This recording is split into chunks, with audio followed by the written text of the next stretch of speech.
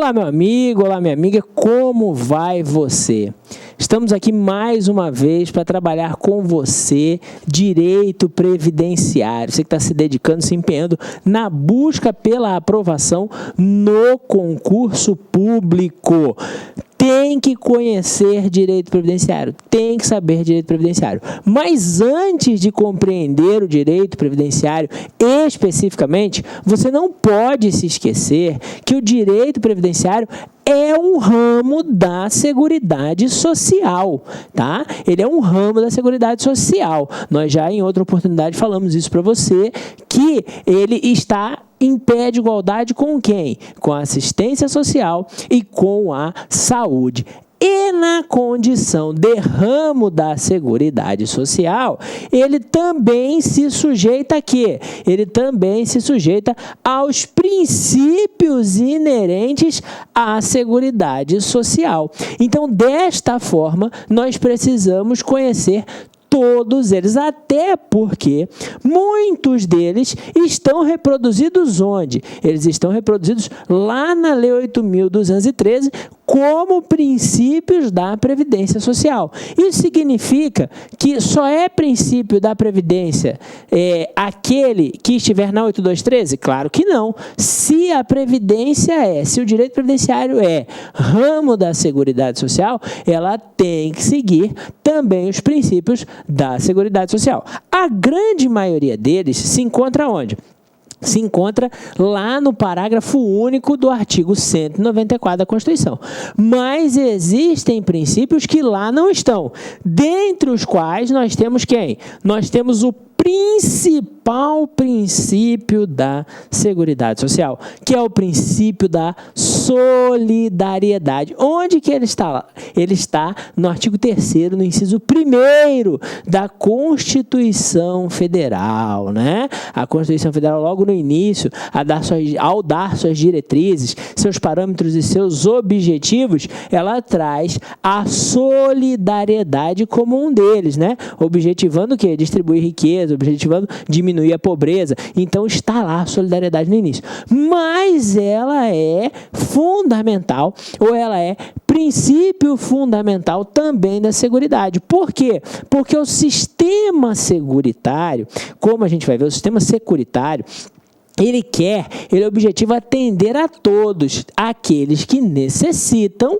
de uma prestação estatal. Então, nesse sentido, é preciso que haja também a cooperação de todos. Por isso que se fala em solidariedade, por isso que se fala em proteção coletiva. Não há que se falar em quê? Não há que se falar em atendimento segmentado, em atendimento fragmentado. Todos aqueles que necessitarem de uma ação de saúde, de uma ação de assistência social, terão direito a ela. E a Previdência também? A Previdência tem uma pequena nuance, né? A Previdência exige o quê? Que sejam realizadas contribuições para que aconteça essa prestação securitária. As demais não. A assistência social e a saúde, independente de necessidade, né? Independente de necessidade, ou melhor, independente de contribuição, você efetivamente terá direito à prestação securitária oferecida por esses ramos, né? E quem são os beneficiados? Todos aqueles que estiverem em situação de necessidade, ok? Ora, isso significa o quê, meus amigos? Isso significa, e a primeira coisa que você tem que ter na cabeça é o seguinte: você que é segurado do sistema previdenciário, isso vale para o sistema previdenciário, essa regra da proteção coletiva, tem que ter em mente o seguinte: você todo mês realiza contribuições previdenciárias. Todo mês você paga ali suas contribuições devidamente, não é isso? Pois é, essas contribuições, elas não se destinam ao custeio apenas e tão somente dos seus benefícios, mas sim dos benefícios de todo aquele grupo, desde que aqueles integrantes venham a necessitar desta prestação. Por isso, novamente, eu insisto na proteção coletiva, né? E já passo e já falo sobre o pagamento, né, ou a justificativa dos chamados benefícios de risco. Quando você contribui, ou melhor, o fato de você contribuir para o custeio de todo o sistema previdenciário, né, é que autoriza o quê? É que autoriza a existência dos chamados benefícios de risco. O que são esses benefícios de risco? Vamos falar de forma simplória, já para você ter em mente esta informação. Benefício de risco é aquele benefício que pode acontecer, ou melhor, que decorre da ocorrência de uma situação de necessidade que pode acontecer a qualquer momento, que não tem a chamada previsibilidade, que não tem como você controlar. Como assim, Bruno? Não entendi. Por exemplo, você ficar doente, você ficar incapaz, você vir a óbito, nada disso é controlável. Isto pode acontecer a qualquer momento. Então, toda vez que você paga um benefício decorrente de uma dessas situações, e a gente vai ver que esses benefícios são o auxílio-doença, a aposentadoria por invalidez e a pensão por morte, você se sujeita, ou melhor, a Previdência se sujeita ao pagamento de benefícios de risco. E aí, o que acontece? Imaginem vocês, vamos discutir aqui uma situação hipotética, tá? Imaginem vocês, o cidadão que iniciou no trabalho nesse mês, ele começou a trabalhar esse mês, trabalhou o primeiro mês, né? Nunca havia trabalhado na vida antes. Ele vem a falecer e deixa uma esposa. Essa esposa dele tem direito a receber benefício previdenciário? Nós vamos ver que sim, né? Que benefício? A pensão por morte.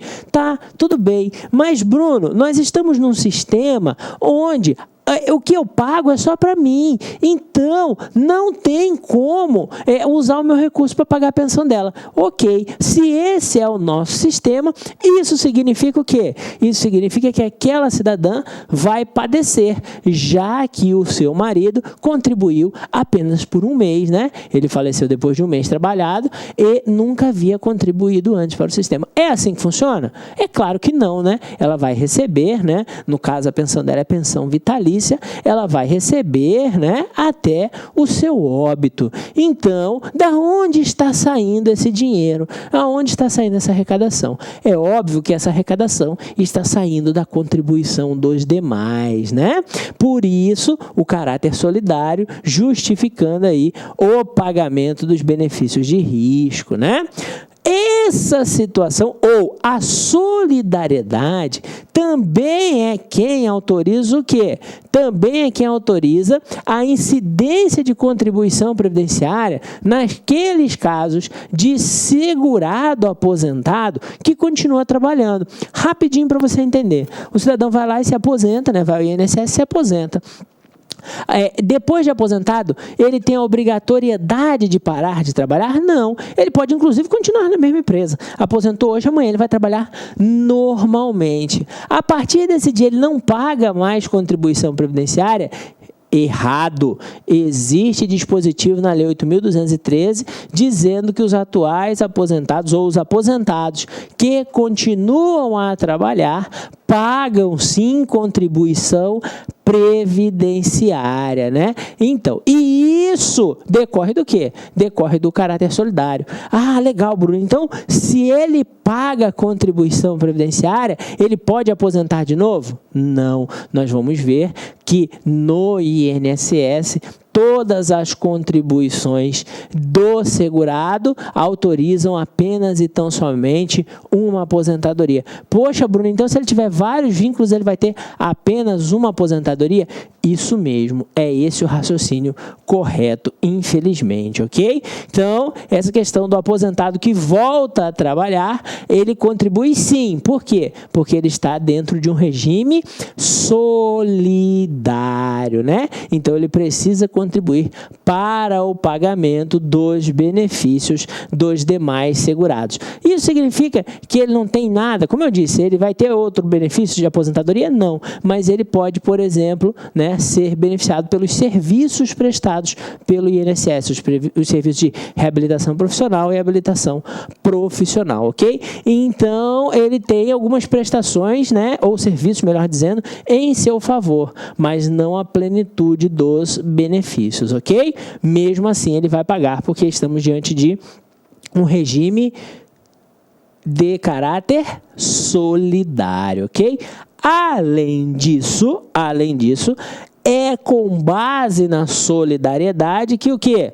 Que se obriga todo empregado, toda a pessoa que exerce atividade remunerada a se filiar no regime geral de previdência, na Previdência Social, no INSS. É a solidariedade que impõe esta obrigatoriedade. Por que a solidariedade impõe essa obrigatoriedade? Imaginem vocês, se o cidadão não tivesse a obrigação de ser filiado e mesmo assim fizesse jus a benefícios previdenciários, né? Isso seria, no mínimo, injusto. Então, para evitar isso, é que vem a solidariedade e fala assim, olha, nós somos obrigados a custear os benefícios de todos os segurados, independentemente das suas contribuições, serem poucas ou muitas, né? Nós auxiliamos. Quando nós pagamos, nós auxiliamos.